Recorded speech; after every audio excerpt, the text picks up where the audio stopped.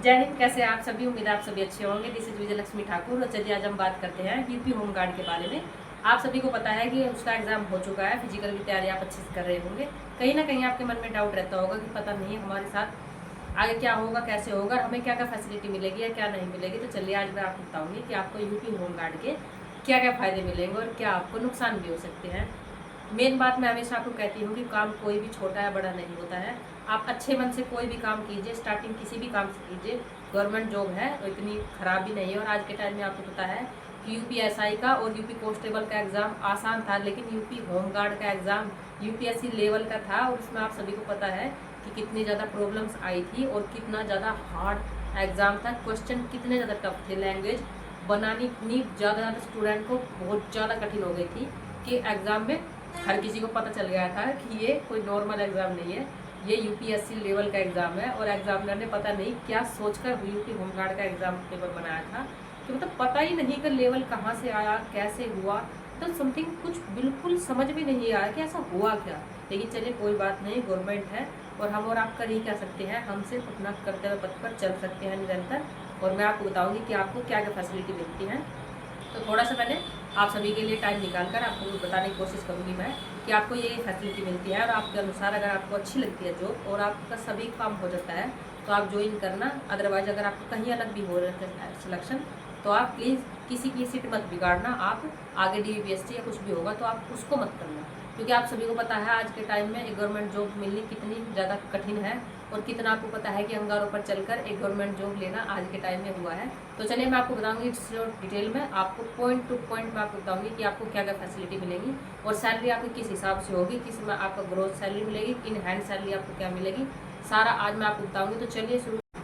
जो हमारी UP home guard है ये एक सरकारी फिक्स नौकरी नहीं है। आपको पता है कि इसमें मासिक वेतन आपको पर डे के हिसाब से मिलता है। जैसे कि हमारी कांस्टेबल की सैलरी आती है हर महीने की फर्स्ट डे को सैलरी आती है हमारी, यानी 1 तारीख को सैलरी आती है। ऐसे ये एक फिक्स जॉब नहीं है, आपको पर डे के हिसाब से आपकी सैलरी ऐड होती है। आपका मासिक वेतन जो है ज़्यादातर आपको भुगतान ड्यूटी के दिनों के हिसाब से होगा। मतलब अदरवाइज ऐसा नहीं होगा कि आप छुट्टी पर जा रहे हैं या आप अदरवाइज कहीं और भी जा रहे हैं तो आपको सैलरी पूरी कांस्टेबल के अनुसार मिलेगी। नहीं, ये एक फिक्स मासिक वेतन वाली जॉब होती है। इसमें आपको मासिक वेतन के हिसाब से आपको फिक्स सैलरी मिलती है।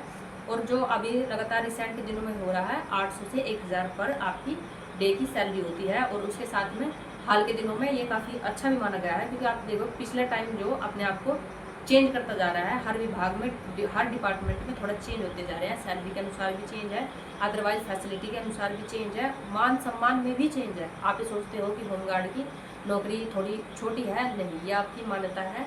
हम जब भी अपने सीनियर को देखते हैं, वो चाहे कितनी भी एज के हों, कितने भी हों, हम उनको जाकर सबसे पहले जय हिंदी करते हैं और अपना मान सम्मान उनको भी देना चाहिए और हम उन्हें भी देते हैं, तो रिटर्न में हमें वो मिलता है। तो ऐसे ही अगर आप सोचोगे तो आपकी मानसिकता थोड़ी छोटी है कि आप रैंक के हिसाब से अपने आप को देखोगे, ये गलत बात है। जो कोई भी हो, बड़ी या छोटी, अगर आपने देखा अगर फॉर्म निकले हैं, वैकेंसी अगर आई है, सरकार आपको सैलरी दे रही है, तो काम छोटा कैसे हुआ? ये तो छोटा नहीं है। जो आपका मान सम्मान बढ़ा रहा है, जो आपकी नई भर्ती है, वेतन संबंधी जो रिपोर्ट है, तो उसके लगभग अनुसार आपको 27,000 इन हैंड सैलरी और करीबन 30,000 आपको ग्रोस वेतन के हिसाब से मिलेगा, क्योंकि आपको पता है कि पर डे के हिसाब से आपकी सैलरी है। लेकिन भर्ती के नियमों के अनुसार सरकार के नवीनतम जो निर्देश अनुसार हुए हैं वो मैं आपको बताने वाली हूँ। जैसे कि फर्स्ट है आपका कि आपको जो सैलरी मिलेगी वो आपको पर डे के हिसाब से मिलेगी, अदरवाइज कोई ऐड होकर या ऐसे नहीं मिलेगी। फर्स्ट है ड्यूटी भत्ता, आपका उसके अनुसार ही होगा, जैसे आपकी ड्यूटी ऐसा ही आपकी सैलरी होगी। और सेकंड है आपका महंगाई भत्ता, जो आपको मिलेगा वो सरकार डिसाइड करेगी कि आपको किस टाइप से देना है। अगला है यात्रा भत्ता, अगर आप अपने थाने से अगर आप अगर कहीं जा रहे हो, आपकी ड्यूटी कहीं और पर लग रही है, तो आपको यात्रा भत्ता भी मिलेगा।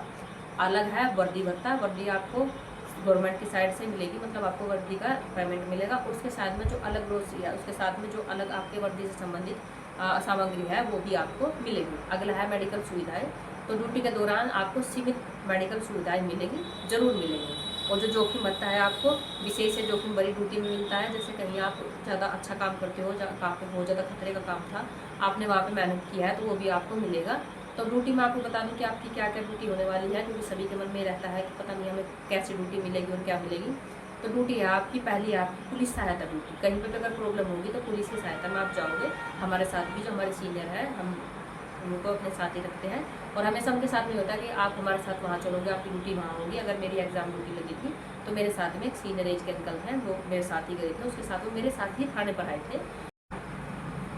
तो जैसे मैंने आपको बताया कि आपकी जो फर्स्ट ड्यूटी है वो आपकी लगी पुलिस सहायता ड्यूटी। आप कहीं भी हमारे साथ जा सकते हो, कहीं पर भी आप जॉब कर सकते हो। उसके साथ में आपको प्रोफाइल मिलेगी, जैसे कि कहीं वाहन चेकिंग स्टार्टिंग है तो आप उनके साथ में काम करोगे और पुलिस के साथ ही आपको काम करने को मिलेगा। तो ऐसा नहीं है कि आप अलग से काम करोगे।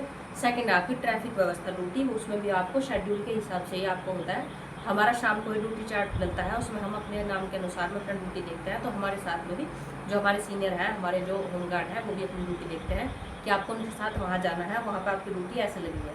थर्ड आपकी त्योहारों से संबंधित और मेले से सुरक्षा संबंधित ड्यूटी, वो बहुत महत्वपूर्ण होती है। आप सभी को पता है कि वहाँ पर व्यवस्था बनानी पड़ती है, सुरक्षा व्यवस्था, और उसमें काफ़ी सारी फोर्स की जरूरत होती है।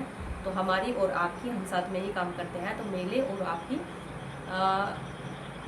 जुलूस की ड्यूटी भी लगती है। जुलूस में आप उसमें आते हैं, मेले में, त्योहारों में, जुलूस में। अब जैसे मुहर्रम आने वाला है तो उसमें हम सभी की ड्यूटी साथ साथ में लगेगी और काफ़ी मुस्तैदी से हम काम करते हैं साथ में रहकर, कुछ भी ना हो जाए। अगला है आपका चुनाव ड्यूटी। उसमें अगर आप आपकी ड्यूटी चुनाव में लगती है और आप अपने थाने से अलग या अपने से अलग दूसरी कहीं जाते हो तो आपके पर डे के हिसाब से जो आपके 800-1000 रुपये हैं उसमें ऐड होकर आते हैं। मैंने पिछली वीडियो में भी आपको बताया था। ये छोटे छोटे पॉइंट हैं जो मैं आपको बताती हूँ और कहीं ना कहीं ये आपके लिए हेल्पफुल होते हैं। अगला है हमारा भीड़ नियंत्रण में, जो सबसे बड़ी आज के टाइम में जो हमारे नाक चने हमें चबाता है वो है भीड़ नियंत्रण। क्योंकि आपको पता है कहीं कभी थोड़ी सी बात हुई और भीड़ जस्ट एकदम आकर वहाँ पर हल्ला बोल देती है एकदम से। काम किसी को है नहीं आज के टाइम में क्योंकि सब फ्री है तो सब हल्ला बोल देते हैं, यानी भीड़ नियंत्रण हमें रखना होता है और अपनी ड्यूटी को अच्छे से निभाना होता है। अगला है आपदा और राहत कार्य से संबंधित। आप सभी को पता है अगर कहीं कभी ऐसा कुछ आपदा का कार्य हुआ है, कहीं पर बाढ़ आई है, डैम टूट गया है, कहीं पर भी वो है, तो हमारी और आपकी ड्यूटी सब लगती है। जहाँ कहीं भी कोई अपनाने को इनकार करता है पुलिस वहाँ पर खड़ी हो जाती है, नाम रखने के लिए और कुछ भी ना करने के लिए तो सभी को रखता है। लेकिन पुलिस की ड्यूटी जब आप करोगे और तो जैसे मैंने आपको बताया कि आपदा और राहत कार्यों में भी हमारी और आपकी ड्यूटी साथ लगती है, हम सब साथ में कार्य करते हैं। और अगला है आपके सरकारी भवनों की ड्यूटी, यानी बहुत बड़ा VIP विला है और कोई हमारा भवन है, सरकारी आवास है, ये वहाँ पर भी आपकी ड्यूटी लगती है। तो सभी को साथ में काम करना है, कोई छोटा या बड़ा नहीं है, हम सब साथ में रहते हैं, साथ में ड्यूटी करते हैं, सब साथ में खाते पीते भी हैं वक्त के अनुसार।